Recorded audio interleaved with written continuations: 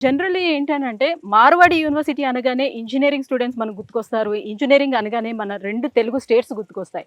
ఎందుకనంటే దాదాపుగా 2024లోనే 3000 మంది 2 తెలుగు రాష్ట్రాల నుంచి కూడా వచ్చి ఇక్కడ అడ్మిషన్స్ తీసుకోవడం జరిగింది.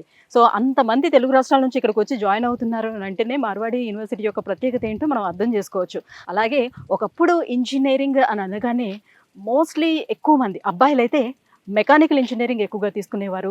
సో, మిగతా అమ్మాయిలు గాని, అబ్బాయిలు గానివ్వండి, సో ఈసీ ఎక్కువగా తీసుకుంటూ ఉండేవారు. ఎందుకంటే వాటికి ఎక్కువ డిమాండ్ కూడా ఉండేదనమాట.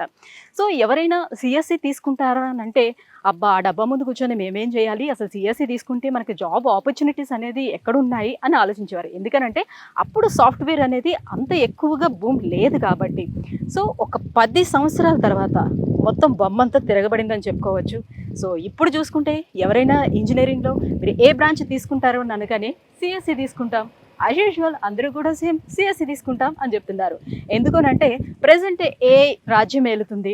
సో, మొత్తం ప్రపంచమంతా కూడా ఏఐ రాజ్యం అయిపోతుంది కాబట్టి సో, ఎవరిని కదిలించినా కూడా సో, నెక్స్ట్ జనరేషన్ అంతా కూడా మంచి బూమ్ ఉండేది సీఎస్‌సికే కాబట్టి సీఎస్‌సి తీసుకుంటాం అని చెప్తున్నారు. బట్ వేరాజ్ ఈరోజు నేను చెప్పబోయే ఈ బ్రాంచ్ ఏంటి అనంటే ఎలక్ట్రికల్ ఇంజినీరింగ్.